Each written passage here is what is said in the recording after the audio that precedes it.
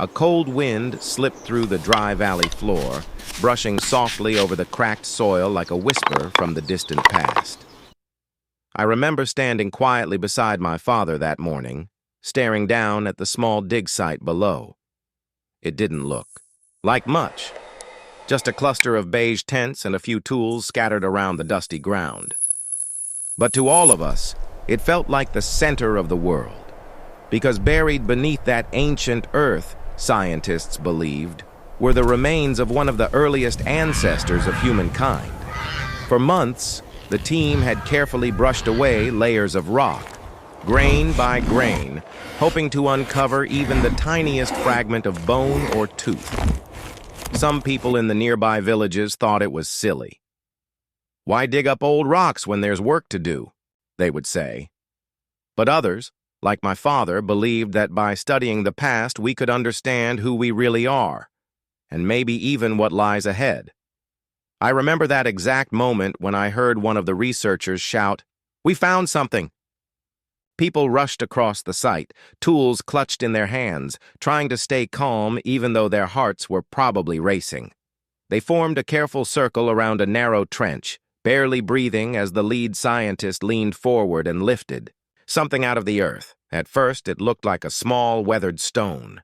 But then the dust fell away, and we could all see the unmistakable curve of a skull. A hush fell over the group. It wasn't just another fossil.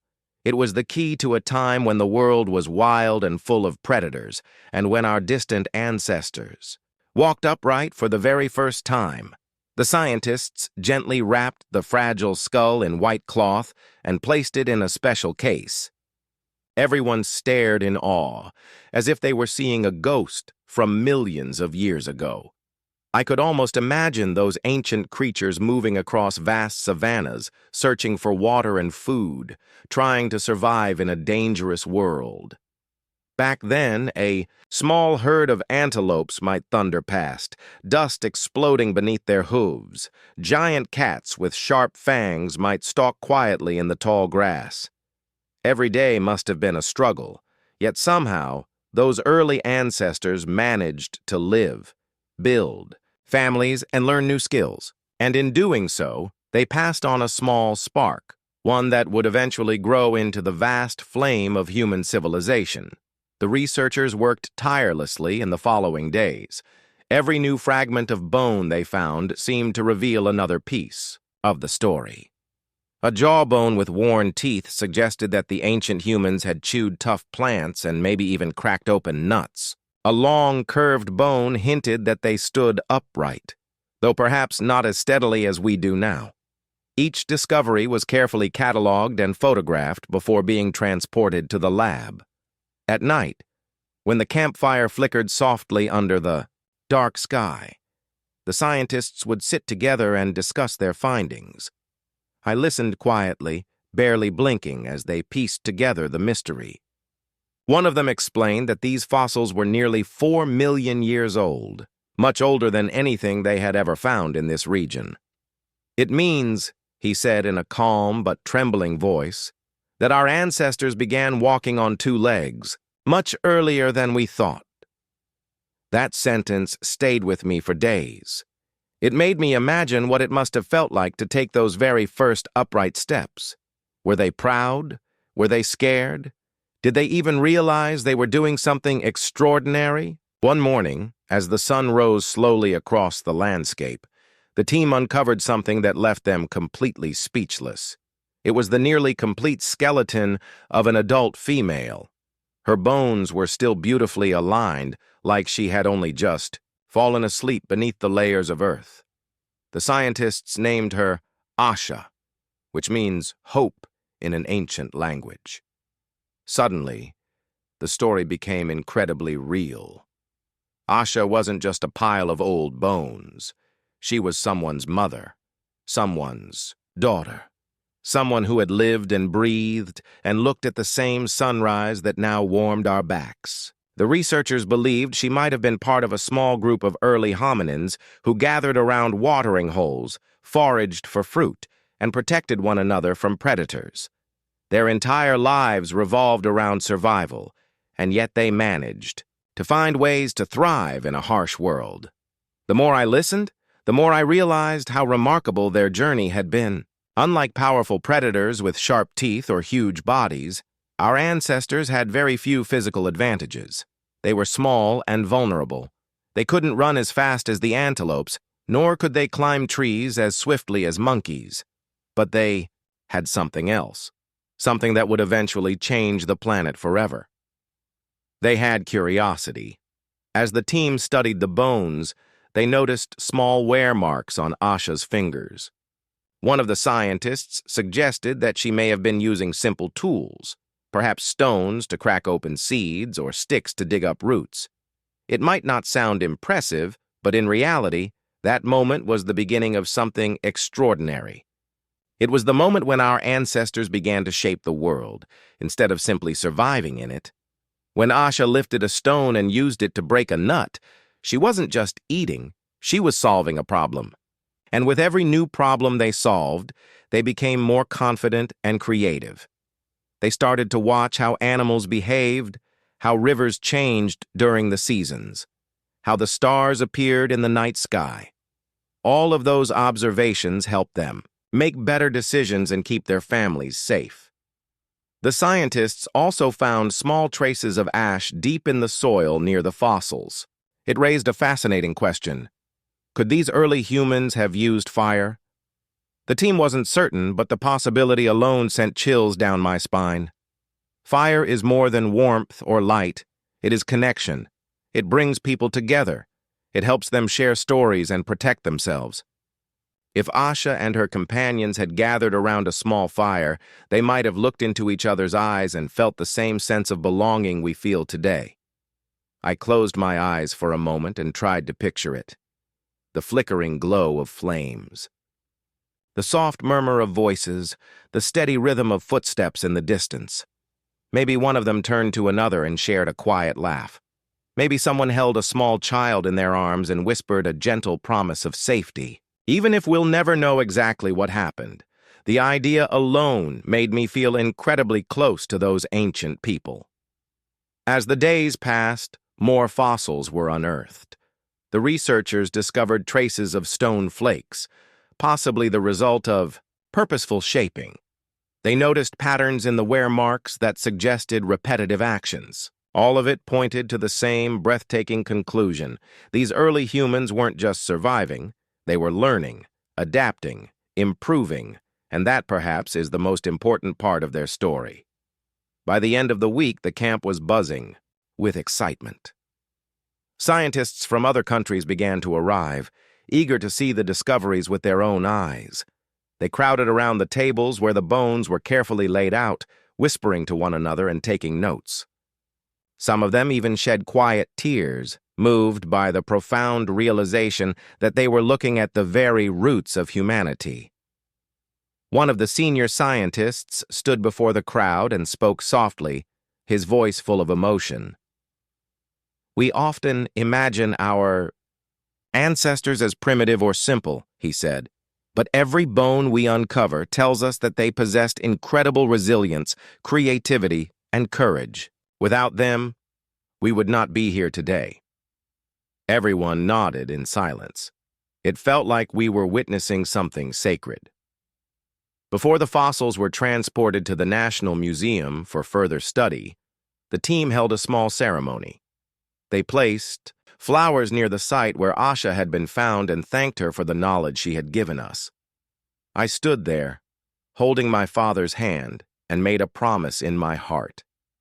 I promised that I would remember this moment, that I would never take our existence for granted.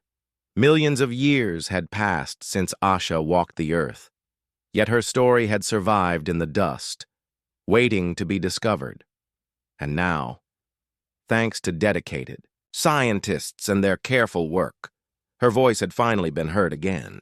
It reminded me that our journey as humans is not just about the future, it's about honoring the past and learning from those who came before us. As we packed up the tents and prepared to leave the site, I looked back one last time.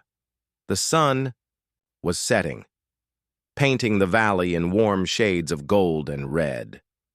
And in that fading light, I felt something deep inside me, a kind of quiet courage, as if Asha herself was guiding us forward, because even though so much time has passed, the same spirit that helped our ancestors survive still lives within us today. The long road leading away from the excavation site was still fresh in my mind when we reached the museum. Boxes marked fragile were carefully carried into the research wing, one by one, as if they contained precious treasures, which in a way they did. The fossils of Asha and her companions were gently unpacked under bright laboratory lights, surrounded by microscopes, scanners, and hushed voices. The quiet buzz of activity felt very different from the wild openness of the valley, but the excitement in the air was exactly the same. The lead scientist, Dr. Meyer, adjusted her glasses and motioned for the rest of the team to gather around. "Before we begin the detailed analysis," she said, "I want us all to remember why this matters." She paused, looking at the bones laid out on polished trays. "These fossils aren't just evidence, they're memories, stories carved into stone. Our job is to listen carefully. That's when the real work began. Engineers brought in advanced imaging machines to create high-resolution scans of the bones, while paleontologists measured each fragment with laser precision tools. The researchers recorded every detail: the thickness of the bone walls, the angle of the jaw, the curved shape of the limb bones, and compared them to known specimens from other regions. I watched from a safe distance, fascinated by how each tiny detail seemed to hold a deep secret. One researcher noticed that the shape of Asha's pelvis suggested she was fully bipedal, meaning she spent most of her time walking on two legs. Another found that her spine had a gentle S-curve, a physiological adaptation that helps absorb shock during upright walking. Every new discovery added another brushstroke to the portrait of our ancient ancestor. Soon the conversation turned towards something even more intriguing: how Asha and her group might have interacted with their environment. Dr. Meyer pulled up a digital map of the ancient valley region, reconstructed using satellite images and geological surveys. The dry landscape we had seen was once a lush, green environment filled with rivers, forests, and grazing animals. "This was not a wasteland," she said. "This was a cradle of life." Scientists cross-referenced pollen samples from nearby rock layers to determine what kind of plants had grown during Asha's time. They found evidence of acacia trees, berry bushes, and tall grasses. That meant there was likely plenty of food, but it also meant competition. Other creatures, such as ancestral elephants and massive saber-toothed cats, roamed the same territory. Surviving in such a world required more than strength. It required strategy. One of the most remarkable finds came from a tiny scrape on the surface of a stone tool fragment. Under the scanning electron microscope, the team saw microscopic traces of wear consistent with cutting fibrous plant material. It wasn't just a random rock. It had been deliberately shaped and used. That changed everything. It meant Asha and her group were not just passive observers. They were active problem solvers, using the resources around them to their advantage. Later that evening, as the research team gathered in the break room for warm tea and quiet conversation, Dr. Meyer told us a story. "Many years ago," she said, "a young shepherd in another country found a strange bone in a riverbed. People laughed and told him it was just a piece of driftwood, but he trusted his curiosity. He brought it to a local professor, and it turned out to be one of the oldest human fossils ever discovered." She leaned back in her chair and smiled, softly. "The world changes every time we choose to ask a question." Those words made me think about Asha again. I wondered if, in her own time, she had felt curiosity too. Maybe she saw an unusual fruit and wondered if it was safe to eat. Maybe she watched another animal crack open a shell and thought, "What if I try that?" It's easy to think of curiosity as a modern trait, but maybe it has always been part of us, embedded deep in our bones. Over the next few days, the research team built a 3D digital model of Asha's entire skeleton. Watching the bones slowly come together on the computer screen felt like witnessing a miracle. When the last rib was finally positioned, the room fell silent. There she was, with her slightly curved shoulders, gently sloping forehead, and strong legs. She didn't look like the humans we see today, but she didn't look like an ape either. She was something beautifully in between. Dr. Meyer traced the outline of the digital reconstruction with her finger. "She represents the turning point," she said softly, "the moment when our lineage began to rise." I couldn't help but think about how many dangers Asha must have faced. Flash floods, hunting predators, sudden droughts. And yet, even in the face of all that, she kept moving forward. Perhaps she didn't know it at the time, but each step she took brought us closer to the world we live in today. Every time she shared food, every time she helped another member of her group, she was building the foundation of human society. One afternoon, one of the younger researchers called the team over in excitement. She had been examining the dental, wear patterns on Asha's molars, and discovered signs that she had eaten not only plants, but also small pieces of meat. This suggested that Asha's group might have scavenged from carcasses left behind by larger predators. It was a dangerous task, but also an incredibly clever one. Why waste energy hunting when you can find what others have already brought down? The more I learned, the more I began to see Asha's world in my mind. I imagined her waking up at dawn, her group quietly stretching under the cool morning sky. Maybe they walked together toward a shaded grove to find berries, listening for the distant calls of birds and watching the horizon for danger. If they spotted a fresh carcass, perhaps they approached cautiously, eyes scanning the trees for predators, before quickly taking what they needed and retreating to safety. Every day was a test of awareness, cooperation, and timing. One evening, Dr. Meyer invited me to sit with the team while they reviewed a new set of CT scans. She asked if I wanted to see something special. I nodded eagerly. She zoomed in on a small section of Asha's hand bone and pointed to a tiny ridge along the phalanx. "That ridge," she explained, "indicates a high degree of manual dexterity. It means her fingers weren't just strong, they were capable of fine, precise movements. She could grip, twist, and manipulate objects with intention." She leaned back and folded her arms. In other words, she was not simply reacting to her environment, she was beginning to shape it. That night, as I lay in the small guest room of the museum, I couldn't fall asleep. I kept thinking about how fragile and determined Asha must have been. She might not have known what the future held, but she acted anyway, learning, adapting, surviving. And because she did, we exist. I realized something important. Our history isn't just a straight line of progress. It's a collection of choices, made by countless individuals who faced uncertainty and chose courage over fear. When Asha tried a new tool or explored a new path, she wasn't just taking a step, she was lighting the way for all of us. And maybe that's the lesson hidden in those ancient bones. No matter how uncertain the world may feel, a single act of curiosity can change everything. The rain had started as a soft drizzle that morning, pattering gently against the museum's glass ceiling like a quiet drumbeat from another time. Most visitors hurried through the main gallery, holding their jackets above their heads and avoiding the long hallway that led to the research wing. But beyond the staff-only sign, the team was wide awake and full of anticipation. Today was the day they would begin reconstructing Asha's face. To many people, fossils might seem like lifeless fragments of a forgotten world, but once you see a face, everything changes. Suddenly, they're not just ancient bones. They're someone. Dr. Meyer unlocked a special drawer and carefully lifted out a small tray containing Asha's skull. Even though I'd seen it many times by then, a small shiver still traveled down my spine. Each crack in the bone felt like a recovered memory. In a nearby room, a forensic artist was setting up her workstation.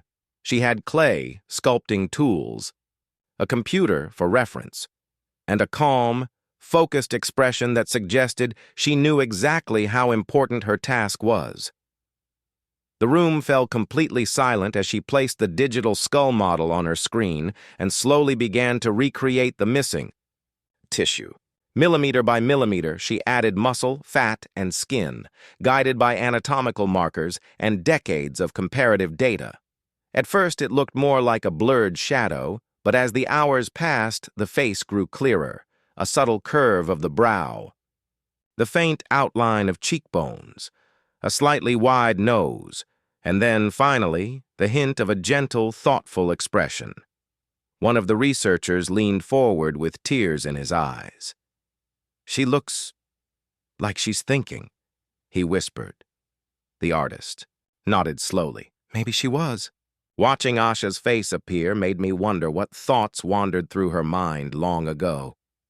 Did she worry about where to find water? Did she feel joy when the sun warmed her back, or hear the laughter of others in her group and smile? Did she look up at the night sky, watching the stars move across the darkness, and feel the same kind of wonder we do? After hours of careful work, the artist stepped back. The room was silent again, not out of formality, but out of respect. Asha's face stared back at all of us, soft, strong, and undeniably human. It felt as though we were meeting someone we had always known but forgotten for a very long time. Dr. Meyer finally spoke. "Let's begin the next phase," she said gently. "We need to understand how she lived." The team moved into the simulation lab, where they were building a virtual reconstruction of Asha's habitat. Using geographical data, climate models, and fossilized plant samples, they recreated the entire valley as it might have looked millions of years ago. The trees were lush and tall. The river shimmered in the sun. Herds of ancient antelope grazed peacefully on open grasslands, while flocks of prehistoric birds darted across the sky. Standing before the screen, I felt like I could step right into her world. The simulation allowed the team to test different scenarios, where the group might have found shelter, when migration was most likely, and how they might have reacted to threats. One pattern quickly became clear. In every model, survival depended on cooperation. Individuals who stayed alone rarely made it, but when they stayed together, sharing food, warning each other of danger, helping the young and the weak, they had a far greater chance of surviving. "It's not strength that kept them alive," Dr. Meyer said quietly. "It's connection." One particular simulation showed something unexpected. Asha's group appeared to have chosen a specific area near the river, not only because it had water and shade, but because it provided a clear view of the surrounding land. That vantage point allowed them to spot predators from far away, and gave them time to prepare or escape. In other words, they had chosen their home strategically. "They were thinkers," one researcher said softly, "not just wanderers." As the day went on, the team switched from simulation to experimentation. They collected stones from a similar geological formation and tried to recreate the tools found near Asha's remains. At first, even the experienced archaeologists struggled. The stones shattered in unpredictable ways, and more than once someone ended up with a scraped knuckle or a blister. We all laughed and shook our heads, realizing how difficult it must have been, but then something also became very clear. Those broken flakes didn't happen by accident. Whoever shaped the original tools had skill and patience. They must have tried many times, learning from each mistake until they could strike the perfect angle and create a sharp edge. In that moment, I realized that experimentation itself, trial and error, may have been one of our earliest strengths. Later that night, after everyone had gone home, I walked back down the long hallway and stood quietly in front of the digital reconstruction of Asha's face. The museum was dark and nearly silent. I pressed my hand gently against the glass, imagining what she might say if she could speak. Perhaps she would tell us that fear is normal, but courage matters more. that people who stand together can overcome things far bigger than themselves. That curiosity is not dangerous. It's necessary. And that every small step forward, even when it feels uncertain, can change the future in ways we cannot yet imagine. Just then, I heard footsteps behind me. It was Dr. Meyer, holding a stack of papers. She smiled when she saw me staring at Asha. "Beautiful, isn't she?" I nodded. Dr. Meyer placed a gentle hand on my shoulder. "Do you know why we spend so many years trying to understand people like her?" I shook my head. She looked back at the screen. "Because they remind us who we truly are. Not just physically, but emotionally. When we're struggling, it's easy to forget that we come from a long line of survivors, people who faced impossible odds but still found ways to create tools, care for one another, and keep moving forward." She paused. "That strength is still in us." Her words echoed in my mind long after she walked away. Before leaving the museum that night, I took one last glance at Asha's face. I thought about how many centuries her bones lay silently in the ground, waiting to be found. And then I realized something important, something I don't ever want to forget. We don't study the past to escape the present. We study it so we can face the present with courage, just like they did. The next morning arrived with a gentle golden glow spilling across the museum courtyard, as if the sun itself wanted to celebrate the discoveries that were unfolding inside. I arrived early and found Dr. Meyer already at her desk, sipping coffee, and staring at a large map covered in red and yellow pins. "We're planning an expansion of the excavation," she said, before I even had the chance to say hello. Her eyes lit up with determined excitement. "Based on the sediment layers and the new simulations, we believe there might be another cluster of fossils deeper in the eastern section of the valley." I stepped closer and studied the map. Between two winding riverbeds was a narrow ridge with a few red dots, potential hotspots. The idea that more ancestors might be waiting only a few meters beneath the surface sent a small thrill through my chest. It felt like the story was far from over. In fact, it had barely begun. By noon, the team was already packing equipment and preparing to return to the field.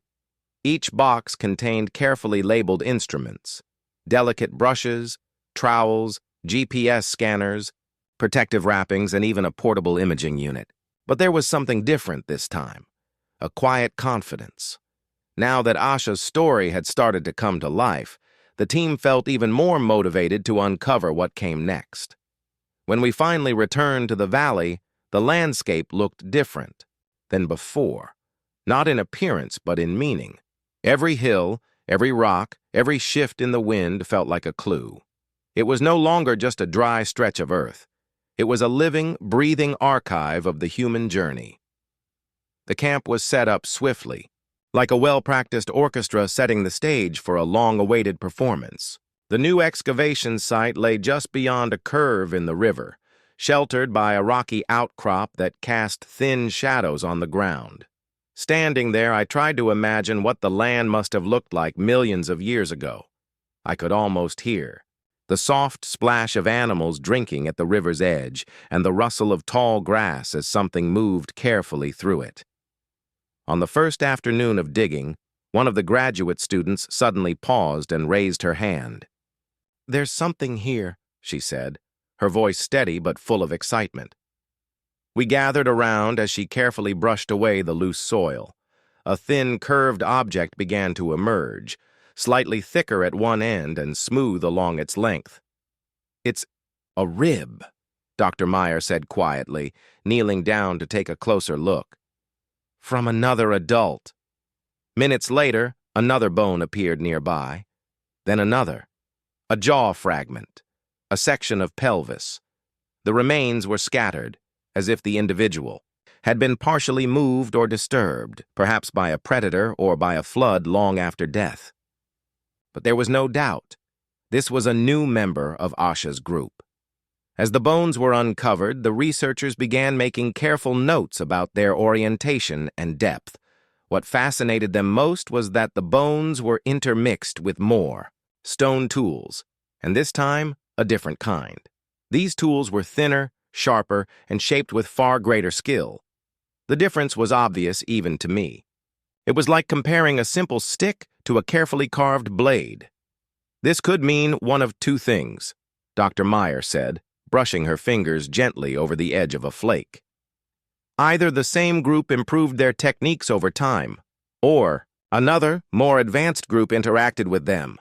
A low hum of excitement spread across the site. If a second group had entered the area, it could mean early forms of communication, trade, or even cultural exchange.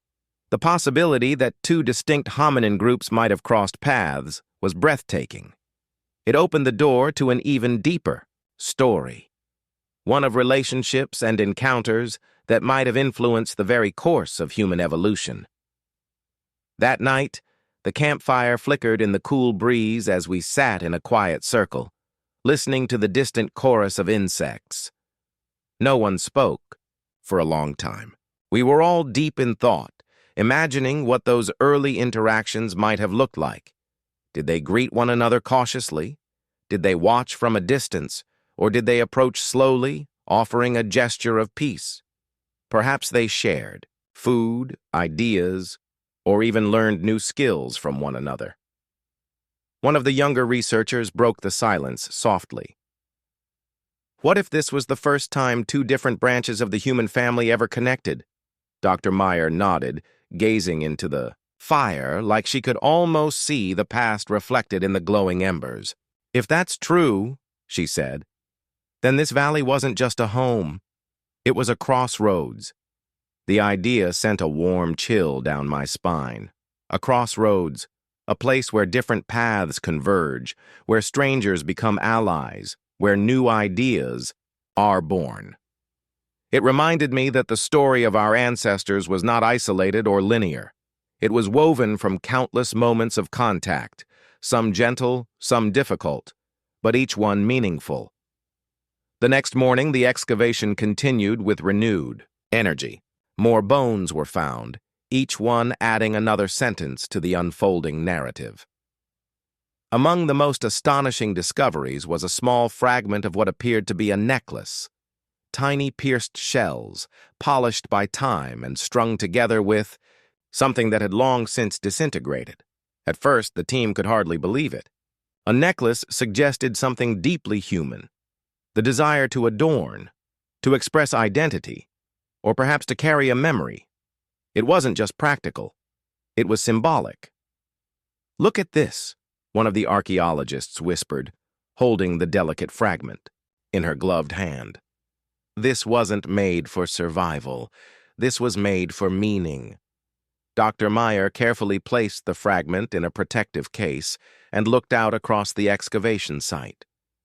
"They weren't just surviving here," she said. "They were living." Those words echoed in the air long after she spoke them. It was a powerful realization. Not only had our ancestors built tools and formed groups, but they had also begun to express themselves, to feel beauty, to create symbols that might have carried stories or memories. Standing there under the bright blue sky, I suddenly felt connected to them in a completely new way. Because even though millions of years separated us, the desire to create, to connect, and to belong still pulsed in our hearts. As the sun dipped lower, casting long shadows across the dig site, I took a slow walk along the riverbank. The water flowed gently over smooth stones, whispering secrets in a language only nature understands. I imagined Asha standing right here, maybe holding her child's hand, watching the same river flow. Did she feel hope? Did she feel fear? Or did she simply feel alive in that moment, grateful for another day? I bent down and touched the water, letting it run through my fingers. It felt cool and real, just like the truth we were uncovering. Asha's story wasn't distant anymore. It was right here, woven into the earth, the water, and the very air around us. and for the first time, I understood something very clearly. The journey of humanity didn't begin with a loud triumph or a great invention. It began with quiet footsteps and the courage to keep walking. The day after we discovered the tiny shell necklace, the entire camp seemed to wake up differently. People moved with quiet reverence, as though we had stepped into a sacred story that required both patience and respect. Even the wind seemed softer, carrying with it the faint scent of wild herbs from somewhere far off in the valley. Dr. Meyer gathered everyone near the supply tent just after sunrise. "Today," she said, gently tapping the map pinned to her clipboard, "we focus on the western slope. If our estimates are correct, the sediment there might be older than anything we've touched yet, which means Asha's ancestors, or even earlier hominins, could be waiting beneath the surface." You could almost hear hearts quicken. We hiked across the uneven ground and set up a new grid of ropes and markers. From a distance, it looked like we were preparing to plant a garden. In a way, we were, only instead of seeds, we were hoping to harvest moments from the dawn of humanity. The digging began slowly. Each movement of the trowel was deliberate, each brushstroke measured. Hours passed in silence, broken only by the soft hiss of soil being swept away. Then, just before midday, one of the volunteers let out a short breath. "Here," she said, pointing. The rest of us gathered around, shielding the spot from the sun with our hands. Embedded in the soil was a tiny bone, not just any bone, but a phalanx from a child's hand. Everyone froze. Time itself seemed to pause. For a long moment, no one spoke. There was something deeply emotional about the idea that a child, someone who might have laughed, stumbled, played near the river, and looked up at the sky with wonder, had left a trace here. It was a reminder that even in the distant past, life included tenderness, vulnerability, and care. Dr. Meyer knelt beside the small bone and whispered, almost to herself, "This changes everything." Very carefully, the team began to expand the excavation around the find. Piece by piece, other fragments emerged. Tiny teeth, a softly curved fragment of a limb bone, and what appeared to be the partial outline of a juvenile skull. All of it told the same story. This was the resting place of a child, one who had lived and died millions of years ago. But something else was waiting. Near the remains, buried just a few centimeters away, were several smooth stones arranged in a deliberate pattern, almost like a small circle. They weren't naturally placed. Someone had put them there. Some of the stones even showed clear signs of being carried from another part of the valley. A hush spread across the team. The implication was staggering. "It's a burial," Dr. Meyer whispered. We all stared in stunned silence. A burial meant something profound. It meant that this wasn't just the loss of a child. It was a moment of grief, a moment of remembrance. Whoever placed those stones cared enough to mark the spot, to say you were here, and you mattered.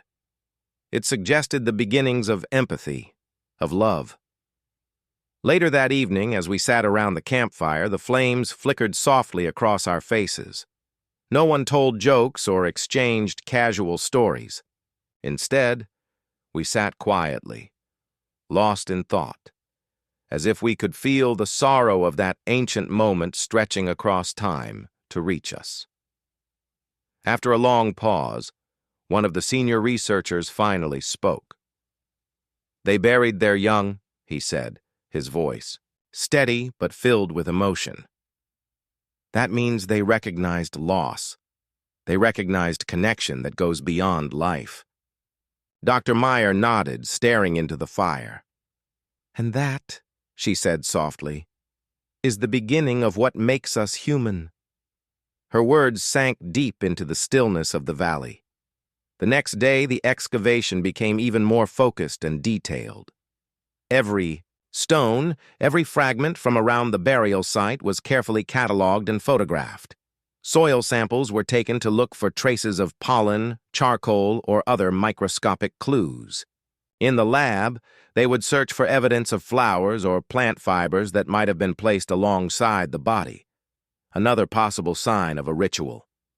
As I watched the team work, I imagined Asha not just as a lone survivor, but as a member of a small but deeply connected community.